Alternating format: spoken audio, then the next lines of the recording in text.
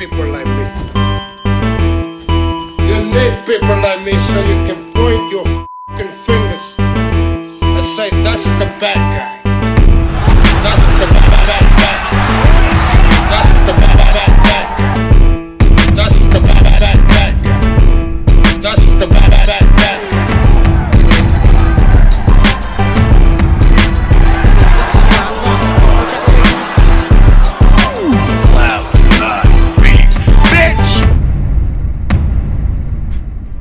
Welcome to the motherfucking relay. We're covering today's top boxing news. Okay, we'll start with this, a continuation to a story we talked about in my previous video. Ryan Garcia posted this via his Instagram stories, and it reads, "Very frustrated. I'm trying to get this fight done, and I see an interview of Isaac Cruz's manager making excuse after excuse after excuse. There's a way, and they simply don't want to do it. I tried to give you guys the fight you wanted. It's not in my hands anymore. Woof woof, Isaac Pitbull Cruz." And I'm telling you, a lot of people really want this to be Ryan Garcia's fault.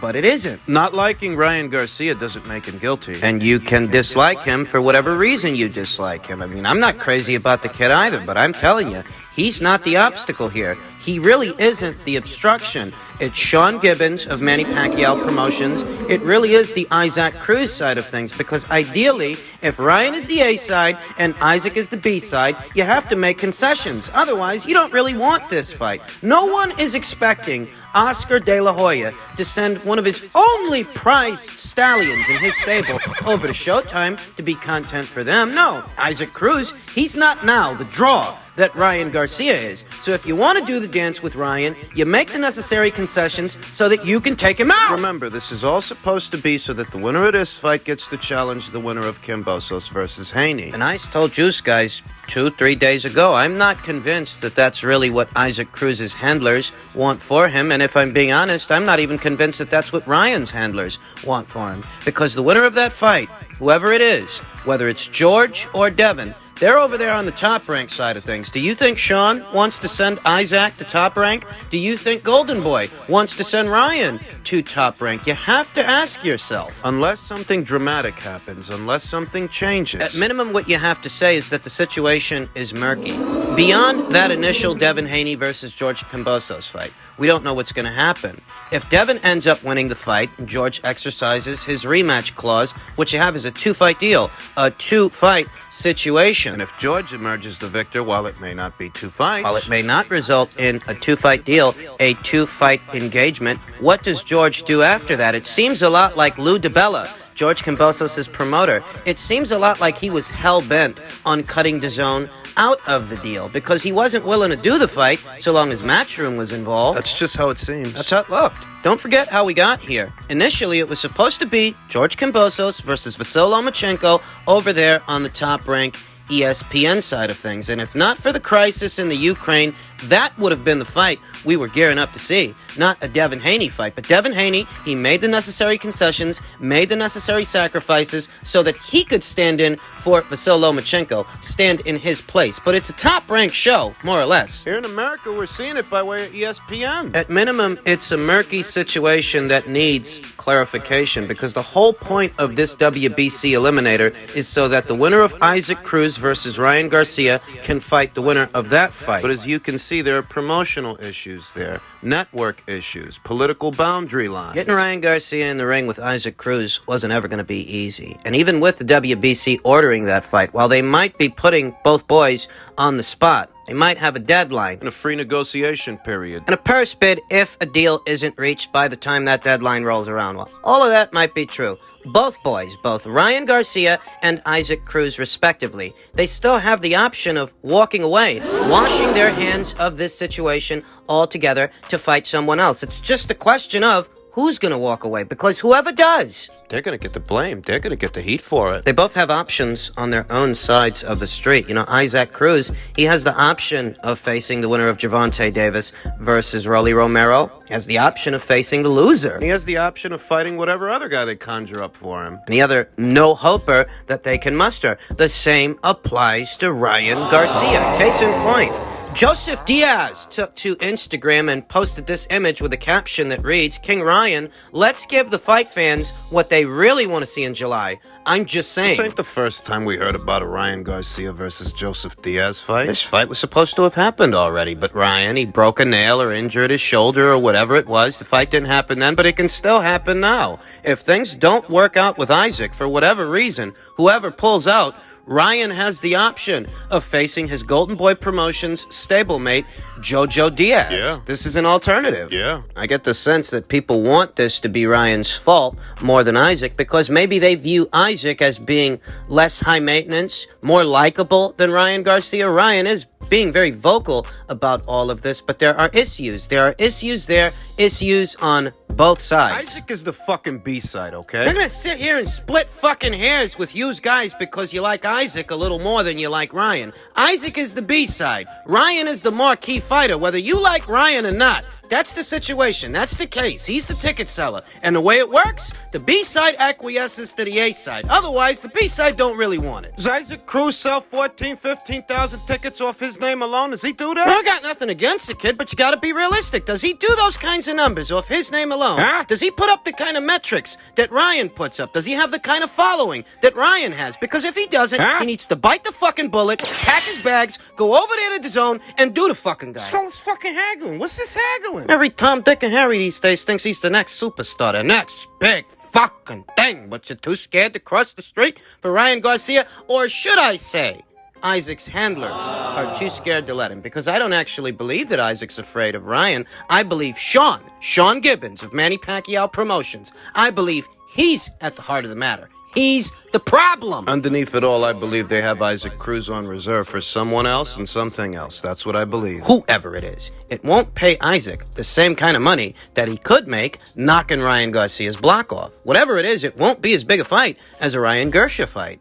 And just in keeping with the theme of news out of the lightweight division ahead of what is to be the upcoming Gervonta Davis versus Rolly Romero fight, Calvin Ford, who trains Gervonta Davis, talked about Gervonta's relationship with Floyd Mayweather, the strained relationship that they're having. You know, because Gervonta Davis said the only reason he's even fighting this guy, the only reason they want him to, is because this is the last fight of his existing contract. In his own words, he said after this, he'll be out of their hair. It's about good business, Ford told BoxingScene.com. The people in our circle who bring the business to the table, that's where the decisions are made. The Davis and Mayweather gonna always do business together because they're all in the same circle. The same circle is a reference to Al Hyman, the influential manager and creator of Premier Boxing Champions, the outfit under which Davis fights, and person presumed to be in charge of handling the most consequential levers in Davis's career. Heyman managed Mayweather when he was still an active fighter. So long as Davis and Heyman are on the same page. How is all of this sounding to you guys? I told you guys weeks ago when this feud finally came to a head that I don't expect anything dramatic to happen, regardless of what's being put out there by Gervonta Davis in his own social media. I don't expect anything dramatic to happen. So long as Davis and Heyman are on the same page, Ford suggested, the quibbles with Mayweather should be seen as incidental, not existential in nature. Al is like a dad to Floyd, Floyd said, giving an analogy. Now Heyman doing the same thing for Davis, Ford said. I look at the situation, Al is like the dad, and Floyd is like Mayweather's uncle and trainer, Roger to Tank. You get it? Anybody ever get nauseated by these parallels? This Al Heyman's my dad, Leonard Ellerby's my sister. Monte's a Cabbage Patch Kid. Tom Brown, he's my adopted brother. Is this really necessary? Perhaps it is. In any event, I wasn't expecting anything dramatic a few weeks ago, much less now, based on these comments from Calvin Ford, because it all goes back to what I told you, that even if Gervonta Davis' situation with Floyd leads him to leave Mayweather Promotions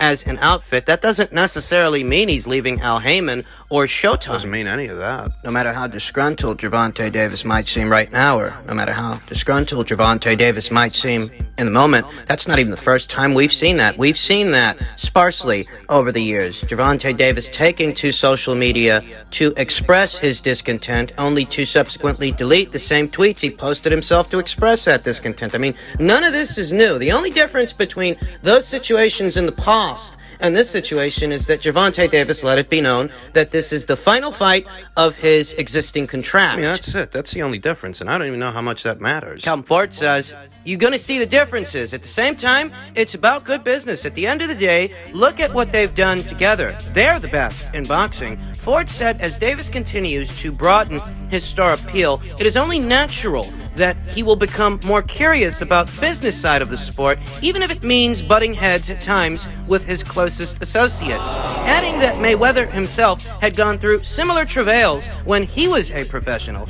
Davis just wants to be able to have his say and learn how Floyd learned. It's time for him to really understand what he's doing other than just fighting. I'm gonna be honest, none of us are here to worry about the inner intricacies of Al Heyman's PBC. What exactly they're trying to groom Gervonta Davis into other than a fighter. I mean, fancy wordplay aside and ulterior motives or whatever really is going on here, the extent of my interest as a consumer is in Gervonta Davis as a fighter.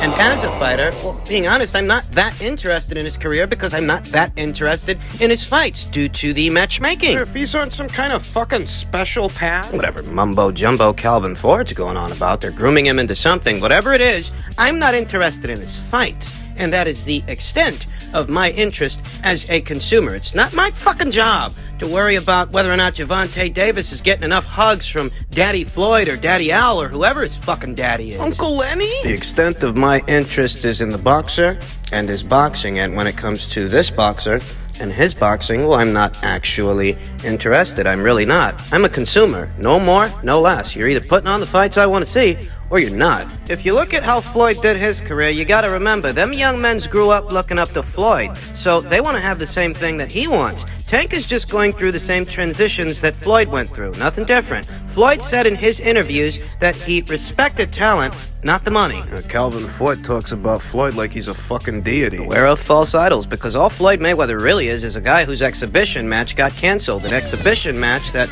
most people didn't seem all that interested in. Most people in the world of boxing. I mean, I don't know if maybe there were some people abroad interested in this thing. I heard he did some press conferences in Nigeria to promote this exhibition match. Look, I'm just telling you, I'm really not interested in all this mumbo-jumbo. All this Al Heyman is my daddy and Floyd is a fucking deity, a Greek goddess, whatever the hell it is Calvin Ford's going on about. The way I see it, anybody that was expecting anything dramatic to happen based on Gervonta Davis's tweets a few weeks ago, I told you then and I'm telling you again now, I don't expect anything dramatic to happen, and even if he does leave Mayweather Promotions, go somewhere else, he won't go far. Well, what did you think? He was going to go to Top Rank? What were you really expecting? You were expecting he's going to go into business with Eddie Hearn? What, he's going to go into business with Frank Warren, Oscar De La Hoya? When all that stuff first came out, what did you actually think was going to happen? Have you ever actually heard Gervonta Davis talk? If you actually have, does he strike you as the kind of guy who has the mental faculties for critical thought, critical thinking, independent thought, devoid of lavishing praise to Floyd Mayweather Jr., the deity? It's nauseating the way he talk about this guy. I'm just being honest. Gervonta Davis doesn't strike me as a guy who has the mental faculties to go into business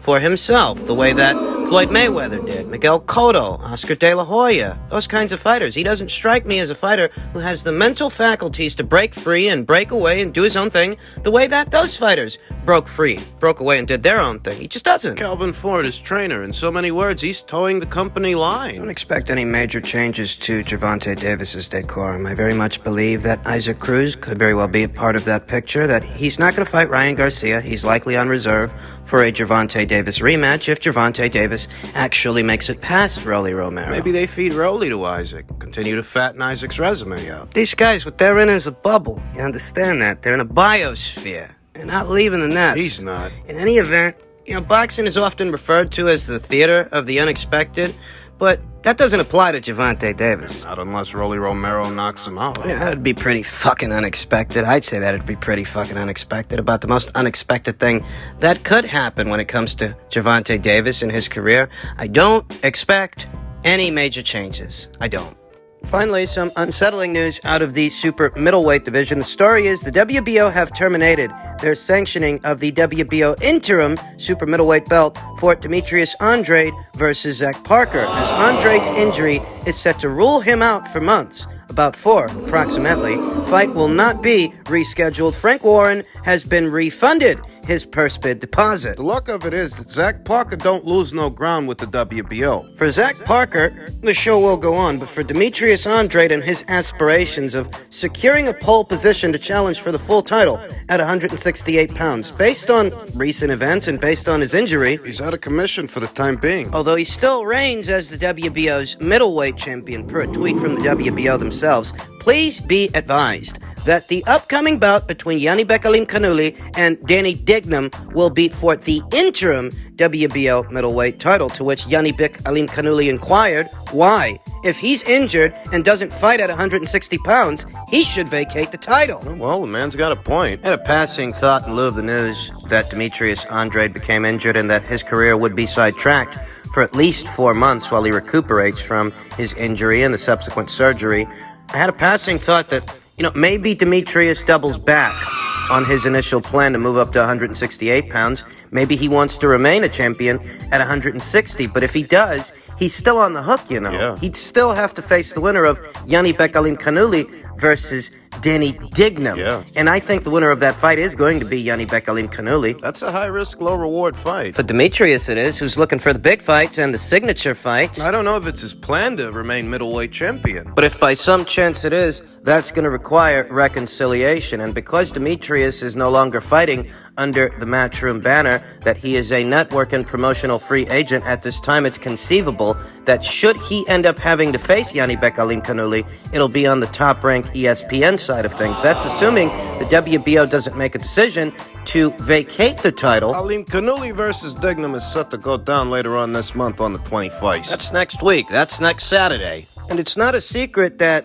Yanni Bekalim Kanuli has wanted to get Demetrius Andrade, among several others, in the ring. He's looking for a signature fight just as much as Demetrius Andrade is looking for a signature fight. He wants Demetrius. He wants Jamal. He wants those established names and those established fighters, champions. He wants the opportunity to share the ring with them. So if Demetrius still is the WBO's middleweight champion and Yanni Beck makes it past Danny Dignam, you can anticipate that Yanni Beck's people are going to put the squeeze on the WBO to either order the fight between Yanni Beck and Demetrius or force Demetrius to vacate. I'm surprised the WBO haven't forced him to vacate already. I don't know, but I get the sense there's more going on here than meets the eye. Feels like the WBO's being very lenient with Demetrius. Because they already knew what his plan was. His plan was to move up to super middleweight. By all rights, as soon as they decided to sanction the Zach Parker fight, they should have vacated the WBO's middleweight title right then and there, but they didn't. They gave him